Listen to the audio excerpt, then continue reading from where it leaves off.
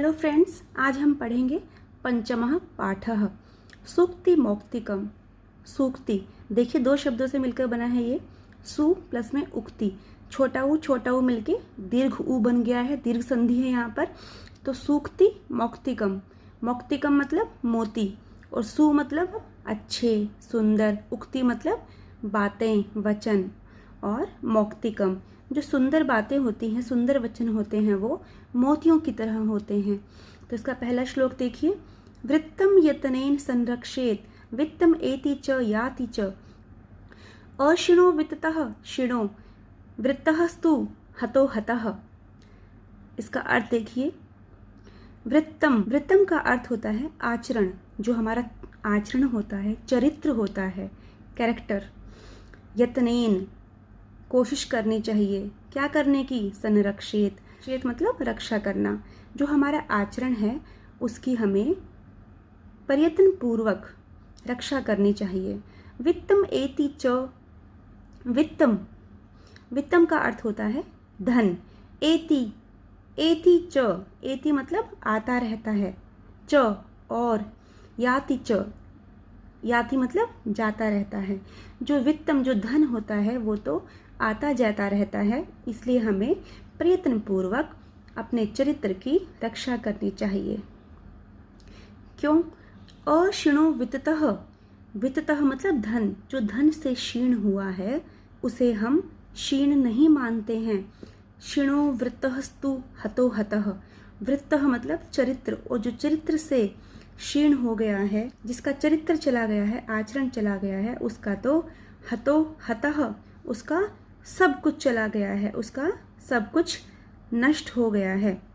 तो इसका हिंदी अनुवाद है कि हमें अपने आचरण की, चरित्र की प्रयत्न पूर्वक रक्षा करनी चाहिए, क्योंकि जो धन है वो तो आता जाता रहता है, और जो धन से हीन व्यक्ति होता है, जिसके पास धन नहीं होता है, वो फिर भी पूर्ण माना जाता है, लेकिन जिसके पास आचरण नहीं है, जिसका आचरण चला गया है, वो व्यक्ति पूर्णतः नष्ट हो जाता है या फिर नष्ट माना जाता है। ये इस श्लोक से संबंधित कुछ शब्दार्थ हैं। दूसरा श्लोक है, श्रूयताम धर्म सर्वस्वम श्रुत्वा च अवधार्यताम आत्मनः प्रतिकूलानि परेशान न समाचरेत। ये श्लोक हमारा विदुर नीति से लिया गया है। श्रूयताम धर्म सर्वस्वम, श्रूयताम मतलब सुननी चाहिए, क्या? धर्म सर्वस्वम, जो धर्म की सभी बातें हैं वो हमें सुननी चाहिए। श्रुत्वा सुनकर, च एव अवधार्यताम, च मतलब और, एव ही, श्रुत्वा सुनकर, अवधार्यताम धारण करनी चाहिए, और धर्म की सारी बातें सुनकर उनको धारण करना चाहिए।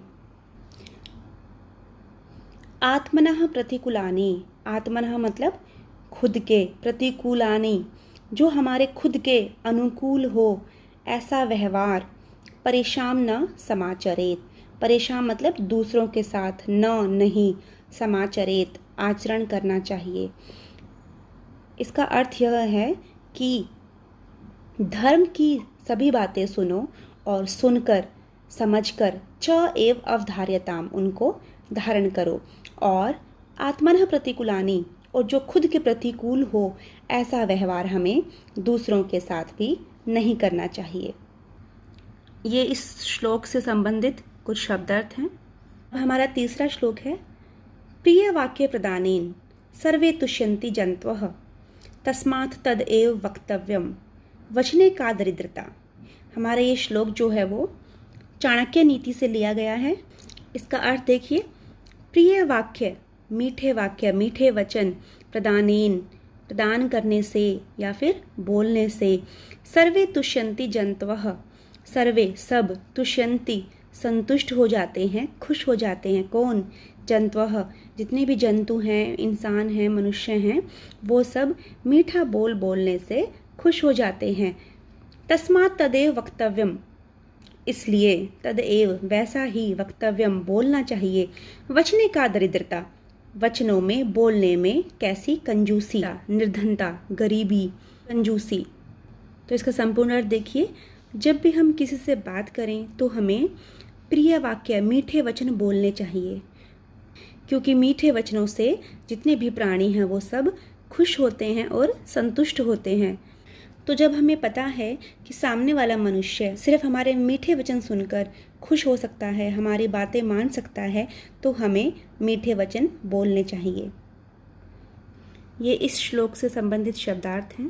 पिबन्ति नद्यः स्वमेव न अम्भः स्वयं न खादन्ति फलानि वृक्षाः नादन्ति सस्यं खलु वारिवाः परोपकाराय सत्तां विभूत्यः। ये हमारा श्लोक सुभाषित रत्न भांडारगारम से लिया गया है। अब इसका अर्थ देखिए। पिबन्ति पीते हैं, नद्य नदियाँ, स्वयमेव खुद ही, ना अम्भः न नहीं, अम्भः पानी, जो नदियाँ होती हैं वो अपना पानी खुद नहीं पीती हैं। स्वयं ना खादन्ति स्वयं अपने आप, न नहीं खादन्ति खाते हैं, फलानी फल कौन, वृक्षाः जो वृक्ष होते हैं वो अपने फल खुद नहीं खाते हैं। नादन्ति ना मतलब नहीं, अदन्ति मतलब खाते हैं, सस्यम घास को, खलु निश्चय ही, वारिवाह मतलब बादल, जो बादल होते हैं वो घास को खुद नहीं खाते हैं। इसका कहने का अर्थ है जो बादल होते हैं वो पानी बरसाते हैं और पानी बरसने के बाद क्या होता है, फसल पैदा होती है, घास पैदा होती है, तो इसलिए वो दूसरों के भलाई के लिए पानी बरसाते हैं और फसलों की पैदावार होती है। तो इसलिए बादल अपनी भलाई के लिए कुछ भी नहीं करते हैं, सब कुछ दूसरों की भलाई के लिए करते हैं। परोपकाराय सत्ताम विभूत्यः, परोपकाराय परोपकार के लिए, सताम सताम मतलब सज्जन लोग, विभूत्यः जो उनकी प्रॉपर्टी होती है, धन दौलत होती है, वो सिर्फ दूसरों की भलाई के लिए होती है, परोपकार के लिए होती है। तो देखिए इस श्लोक में 3 उदाहरणों द्वारा समझाया गया है कि जो प्रॉपर्टी है सज्जनों की वो दूसरों के लिए होती है। पहला उदाहरण है कि जो नदियाँ होती हैं वो अपना जल खुद से नहीं पीती हैं, बल्कि वो सभी इंसानों की, जानवरों की, जीवों की प्यास बुझाती हैं, दूसरों की भलाई के लिए नदियाँ बहती हैं। और जो दूसरा उदाहरण है वो है वृक्षों का। वृक्ष जो है वो फल देते हैं, वो दूसरों के लिए फल देते हैं, वो फल जो है वो खुद से नहीं खाते हैं। और जो तीसरा उदाहरण है वो है बादलों का, कि बादल जो है वो पानी बरसाते हैं और फसलों की पैदावार होती है, तो वो बादल जो है वो पानी खुद से नहीं पीते हैं, घास उगाते हैं, फसल उगाते हैं दूसरों की भलाई के लिए। और इसी प्रकार से जो सज्जन लोग होते हैं वो भी अपनी धन दौलत दूसरों पर, दूसरों की भलाई के लिए लगा देते हैं, न्योछावर कर देते हैं। इस श्लोक से संबंधित कुछ शब्दार्थ हैं। हमारा अगला श्लोक है गुणेष्वेव हि कर्तव्यः प्रयत्नः पुरुषैः सदा गुणयुक्तो दरिद्रो अपि न ऐश्वर्यैर्गुणैः समः। ये श्लोक मृच्छकटिकम से लिया गया है। गुणेष्वेव ये 2 शब्दों से मिलकर बना है। गुणेषु प्लस में एव, गुणेषु गुणों में, एव ही, कर्तव्य करना चाहिए, क्या, प्रयत्न कोशिश करनी चाहिए, किसको, पुरुषय पुरुषों को, कब, सदा हमेशा, कि जो पुरुष हैं, मनुष्य हैं, उनको हमेशा अपने गुणों को बढ़ाने में, जो अच्छे गुण होते हैं, गुड क्वालिटीज़ होती हैं, उनको बढ़ाने का प्रयत्न करना चाहिए, कोशिश करनी चाहिए। गुणयुक्तो गुणों से युक्त, दरिद्रो अपि, अपि मतलब भी, दरिद्र मतलब गरीब। यदि कोई इंसान गुणों से युक्त है लेकिन वो गरीब है तो भी न ईश्वरैर अगुणैः स्मः, अगुण मतलब जिनमें गुण नहीं है, कौन, ईश्वरैर अमीर लोग, समः समान नहीं है। इसका अर्थ यह है कि हम जो गुणवान व्यक्ति है लेकिन गरीब है, उसकी जो तुलना है वो हम किसी अमीर और जिसमें कोई गुण ही नहीं है ऐसे इंसान से कभी नहीं कर सकते हैं। इसलिए हमेशा हमें धन के बजाय गुणों को, अच्छे गुणों को अपने अंदर लाने की कोशिश करनी चाहिए, प्रयत्न करना चाहिए। ये इस श्लोक से संबंधित कुछ शब्दार्थ हैं। गुर्वी शयनी कर्मेण लघवी पुरा वृद्धिमती च पश्चात दिनश्य पूर्वार्ध परार्ध भिन्ना छायेव मैत्री खल सजना नाम। यह श्लोक नीति शतकम से लिया गया है। आरंभ शुरू में, गुर्वी लंबी होती है, शयनी कर्मेण और जब धीरे धीरे वो कर्म से शयनीन कम होती जाती है। लघवी पुरा, पुरा मतलब पहले, लघ्वी लंबी होती है और वृद्धिमती बढ़ती जाती है। कब? पश्चात, बाद में। दिनश्य, अब देखिए क्या कहा गया है, दिनश्य दिन के पूर्वार्ध समय पर, मतलब कि 12 बजे से पहले।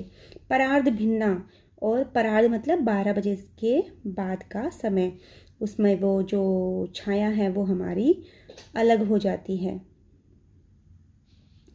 छाएव मैत्री खल सजना नाम, छाएव छाया की तरह, मैत्री जो मित्रता होती है, किसकी? खल दुष्ट और सज्जन लोगों की।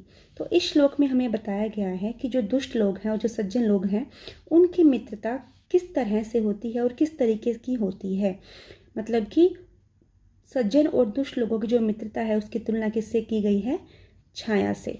जो दुष्ट लोग होते हैं उनकी जो मित्रता होती है वो शुरू में लंबी होती है, सुबह की छाया की तरह, और बाद में धीरे धीरे कम होती जाती है। लेकिन जो सज्जन लोग होते हैं उनकी जो मित्रता होती है वो 12 बजे के बाद की जो छाया होती है, जो हमारे सिर पर छोटी हो जाती है, वैसी होती है, शुरू में छोटी और बाद में लंबी मित्रता।